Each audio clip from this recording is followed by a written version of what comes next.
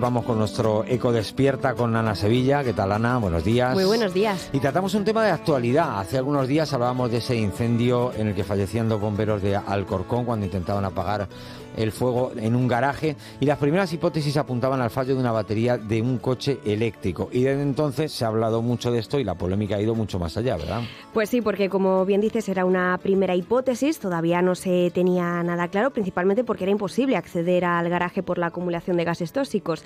De hecho, a día de hoy todavía no se ha confirmado, se sigue investigando y en primera instancia, solo pudieron acceder, de hecho, al interior con un perro robot y resulta curioso, Fernando, porque hemos tenido un poco las dos caras, ¿no? Cómo la sociedad puede ensalzar y crucificar el avance tecnológico al mismo tiempo. ¿Y por qué se ha producido esto? Bueno, pues porque, como decíamos, en ese momento surge una primera hipótesis, aún ni siquiera estaba confirmado, pero nosotros, bueno, pues si ya nos metíamos en la red o incluso en algunos medios digitales, pues llegamos a leer titulares como, por ejemplo, ¿arden más los coches eléctricos o híbridos?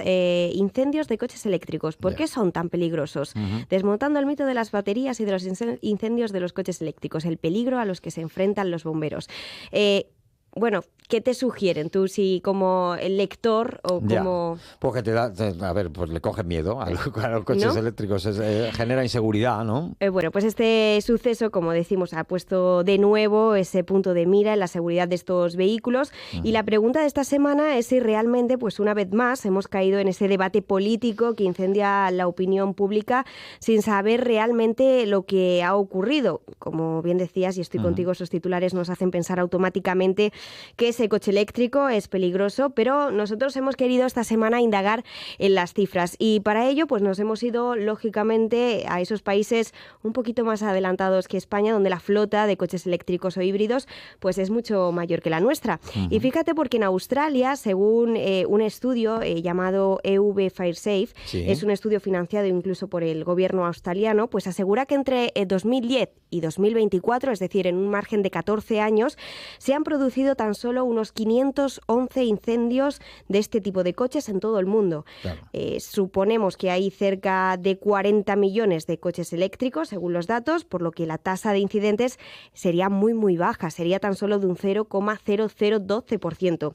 Y también tenemos datos del gobierno de Noruega, un país en el que ya cerca del 90% de los coches que se venden en un año son ya eléctricos, y ellos afirman que en su país se producen hasta 5 veces más incendios de coches de combustión, de gasolina, de diésel, que coches eléctricos. Claro. Por entonces, ¿qué deberíamos de creer? Bueno, ¿qué nos dicen los expertos al respecto? Bueno, los expertos también nos dicen más cosas. Nos dicen que, por un lado, reconocen la aparatosidad del incendio de este tipo de coches. Aseguran que sí, un incendio de coche eléctrico puede ser más llamativo, más difícil incluso de apagar que uno de combustión. De ahí que desde fuera quizá lo veamos como más llamativo, quizá que sí que lo asociemos a cierta peligrosidad, pero insisten en que es muy poco probable que ocurra. Y también dicen que no debemos comparar el funcionamiento de las baterías de estos coches con la de los patinetes eléctricos. Dicen que son casos distintos, aseguran que los patinetes llevan las baterías, sobre todo al aire libre, que pueden recibir más golpes y que esto les puede hacer incluso más vulnerables. No sé, quizá ya se ha olvidado, pero a mí me gustaría recordar también una hazaña. Llevamos conviviendo con la electricidad más de un siglo y las baterías pues llegaron a nuestra vida hace ya más de 25. Al principio ocurría lo mismo, de hecho había también un bulo que decía que esos pequeños aparatos pequeños, móviles, transportables, podrían explotarnos en el bolsillo. Bueno, pues ya hemos visto, sobre todo con el paso del tiempo y tras su uso durante muchos años continuados, que esto pues evidentemente suele ocurrir poco. Bueno, vamos a ver si nos está ocurriendo lo mismo, si ante el desconocimiento más miedo y más fácil pensar en negativo. May López es directora de desarrollo de la plataforma Empresas por la Movilidad Sostenible. May, buenos días. Buenos días. Bueno, ¿qué grado de peligrosidad tienen estos coches eléctricos? ¿Están siendo más vulnerables a los bulos y a la desinformación? Bueno, la respuesta es que evidentemente están siendo más vulnerables a los bulos. Ana lo ha explicado perfectísimamente. De otro informe en Estados Unidos se saca que la probabilidad de que un vehículo eléctrico puro se incendie frente a uno de combustión es 60 veces menos, es decir, 0,025 para un vehículo 100% eléctrico, 1,5 para un vehículo de gasolina o diésel. Para que nos hagamos una idea, hablando de cifras, solo vehículos de combustión en Estados Unidos en un año se incendiaron 150.000 vehículos de combustión. Como bien decía Ana, son 42 millones los vehículos eléctricos que circulan por las carreteras a nivel mundial, y cuando hay un incendio de un vehículo eléctrico en China, nos enteramos en España, ¿no? Claro. Es un poco una presión que hay sobre el vehículo eléctrico, porque no debemos de olvidar que hay también una guerra geopolítica y geoestratégica sobre la venta de ese combustible del que Europa depende al 100% de otros países, y que el apostar por esta movilidad 100% eléctrica lo que nos va a garantizar también es una independencia económica y una independencia energética y estratégica que pues efectivamente hay que financiar para que no sea así, ¿no? Entonces esos bulos están haciendo mucho daño, pero como bien decía Ana, igual que no nos planteamos hoy en día no utilizar el móvil, no nos planteamos no utilizar un portátil, ¿no? Y no deja de que sí tenemos que tomar unas medidas de cara a utilizar cualquier aparato eléctrico electrónico. Antes en una oficina había máquinas de escribir, se sustituyeron por ordenadores y hubo que poner extintores y formar a la gente sobre cómo apagar el incendio de un ordenador. Pues quizás tenemos que focalizar qué medidas de seguridad necesitan los garajes, tanto para los de combustión como para los híbridos, como para los 100% eléctricos, es decir, revisar realmente cuáles son las medidas de seguridad que tienen hoy en día los garajes y formar y dar equipos adecuados a los equipos de emergencia que tienen que enfrentarse a cualquier tipo de incendio. Hola May, buenos días. A mí me gustaría preguntarte, porque precisamente este suceso también ha traído el debate, sobre todo a las redes sociales, de si este tipo de coches, los coches eléctricos, podrían aparcarse en garajes, en zonas de interior, o sería más aconsejable por este tipo de casos en exterior. Eso, evidentemente, pero solo para que entendamos un poco cuál es la situación.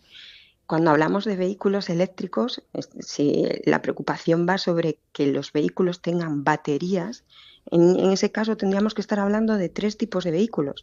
Los 100% eléctricos, que son los que menos posibilidad de incendio tienen, los híbridos enchufables y los híbridos no enchufables, que hoy en día representan casi el 50% de las matriculaciones. Dicho esto, de lo que estamos hablando es de que prácticamente la mitad de los vehículos que ya hoy en día tienen batería, o sea, la mitad de los vehículos que se venden, que se matriculan año tras año en España, ya tienen esa batería que se supone que es tan peligrosa. Estaríamos hablando de prácticamente los vehículos que ocupan hoy en día cualquier garaje, ¿no? Claro. Lo que tiene más sentido es dotar de medidas de prevención, de formación, de mantas térmicas que pueden reducir el impacto, de garantizar sistemas de extracción. Casualmente, como estábamos todos muy sensibles con el tema de los incendios, ¿no? Ha habido otros 3 incendios en garajes, solo en Madrid, y al no haber de por medio un vehículo eléctrico, que al final en el otro tampoco lo había, ya se sabe que no era 100% eléctrico, no ha tenido tanta repercusión cuando han sido 7 los vehículos que se han incendiado, etc., ¿no? Claro. Con eso lo que queremos decir es que toda medida que venga a ayudar a facilitar la extinción de un incendio, cuando estamos hablando de un espacio confinado y que además por su situación, que está debajo de un inmueble, puede tener un impacto mayor, sobre lo que hay que poner foco es que haya una medida de formación, equipos de extinción, sistemas de extracción de humo. Al final, muchos de esos gases tóxicos no es un tema ya de la batería, es de los neumáticos o es de los propios equipos que van dentro del vehículo. Nadie se plantea quitarle los neumáticos a un vehículo. Pues lo dejamos aquí. May López, directora de desarrollo de la Plataforma de Empresas por la Movilidad Sostenible. Muchas gracias por arrojar luz sobre este asunto. Buen día. Gracias a vosotros porque es muy necesario. Claro que buen sí. día. Hasta luego, buen día. Ana Sevilla, que tenga un buen día. Igualmente. A la espera de Olivier, ¿eh? Ahí a la te veo, espera de con el Olivier. paraguas. Además estamos ahí con esa presión porque todo el mundo está pendiente, Vaya días. lógicamente, de la previsión de Semana Santa, y la verdad es que la borrasca Olivier nos lo va a poner un poquito complicado porque nos va cambiando los modelos casi Primera día a día. parte complicada y segunda ya veremos. Eso es, de momento hasta el miércoles santo todo apunta a lluvia. Es verdad que no va a estar lloviendo durante todo el día, pero sí que vamos a tener un ambiente algo inseguro, algún chaparrón puntual incluso este fin de semana que estará marcado por las tormentas, y al parecer, y crucemos los dedos por salud mental de todos, que a partir del miércoles, bueno, pues aunque la lluvia es muy necesario, pero que nos deje una pequeña tregua a partir del jueves. Que haga una pausa, como la pausa Eso arancelaria de Trump, una pausa de 90 horas por lo menos. Gracias, Ana. Hasta a luego. vosotros.